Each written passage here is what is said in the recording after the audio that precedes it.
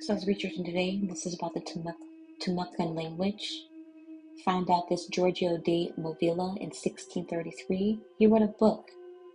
He was a missionary that lived in near St. John's River and lived with the Sayawachi, which is the Timucuan, yeah, near the Swati and St. John's River. So now I was researching that and I found some more information. Found a book. Let me read this sucker for you.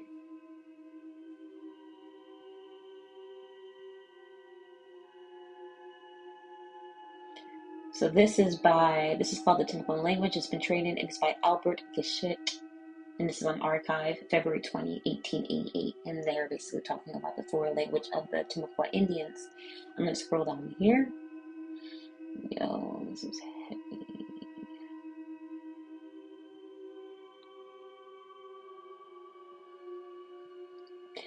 Alright.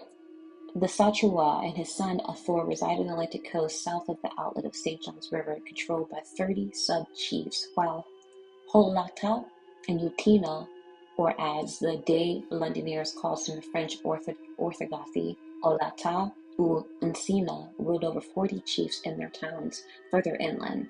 The map added by Theodore de Bry to his pictorial description of the villages places the seat of the Utina east of some large inland forest west of the St. John's River, where there are reasons for locating a seat near Lake St. George and the sheet of water formed by St. John's River in its middle course. The map locates the town of Tomoka, which belongs to the domain of his head chief, upon the eastern shore of the St. John's and de Longineers. Takes places between leagues from Sachua's seat. The Timucua people were the most invertebrate and the implacable enemies of the Sachua warriors. And when the war was impending between Sachua and the Tapamigo, because the former had obtained some silver by force from the latter, De Longineer offered his military assistance to Sachua. He therefore hoped to obtain trustworthy information in the countries where the silver, as well as gold on which some of their ornaments were made, was obtained. Constant rumors pointed to the Appalachian Mountains as the source of these precious commodities. Both sexes wore various ornaments made of gold. The most conspicuous were dish-shaped gold, one piece worn around their loins at dances and in solemn occasions. Patanu, written Patanu by Dundalin, was 25 leagues from Altina, and he gives his name to Chief Parihab, gives him to a province in the interior. The chief controlled the upland tract of the country, and his tract was found by the hard slate stone from which the people made wedges to cleave wood to finish their canoes after they had burnt them out of cavity.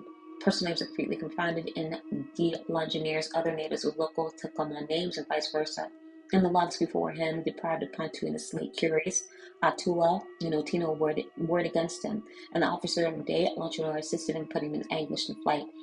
The Homo of Althaquia is located near the high mountains. The map leaves Althaquia, Hostaqua is a settlement located by the map at a short distance of Althaquia, and it was told by the people of these two communities. De Longineer calls head chiefs by these names, painted their faces black, while people of the Mula used the red paint for this purpose. It is probable that these 5 parishes were nothing but head chiefs of the tribal confederacies, and that the real power was not in their hands, but in those of their sub-chiefs or holata.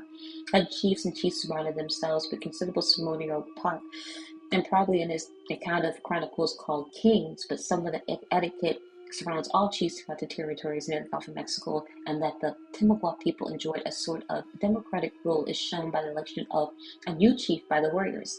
From Balja's writings, they were composed 50 years later, which certainly led to assume that the Timucua people was ruled rather despotically. The points in nature of the French captain is either precise nor satisfactory. We learn nothing positive material to extent of the sediments of the Timucua race, nor about the nationality in which they call themselves. His book goes in deep to show that the Temuca and the Tamagoa was a name in the town village of the chieftains only. In later times extended over several chieftaincies only by circumference that the Indians of this place were on the first Christianized, and the missionaries composed books of their dialect only. The same thing occurred in Monsond of San Juan Bostia in California.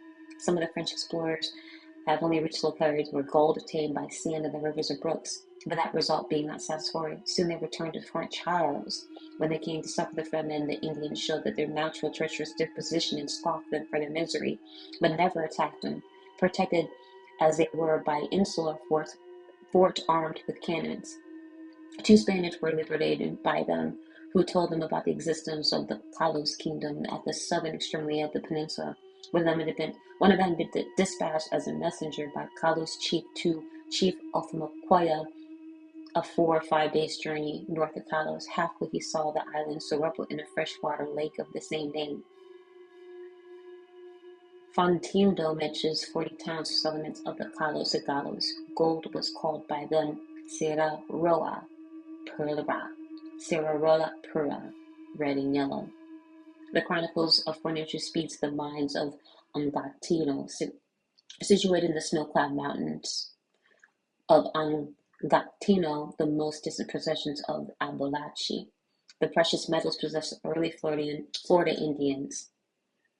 Notes from the Florida Peninsula brings in things that Timucuan were probably equated with the freshest gulches of the Appalachian Range of Georgia and the Carolinas.